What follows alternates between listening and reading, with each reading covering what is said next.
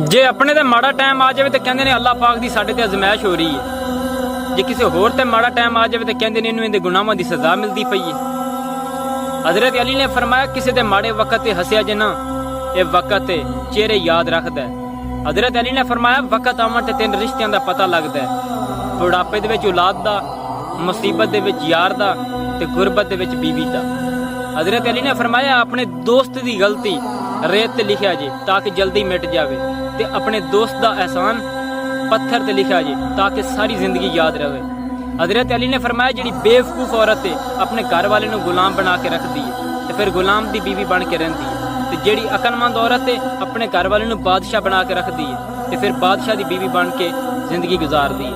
हजरत अली ने फरमाया तीन चीज़ों का कदी एतबार ना करे जे, एक औरत दा, एक हथियार दा ते एक घोड़े दा, क्योंकि जिंदे हाथ दे विच होण ये ओंदे हुंदे ने। हजरत अली तो किसी ने पूछा कोई हसरत तुहाडी रह गई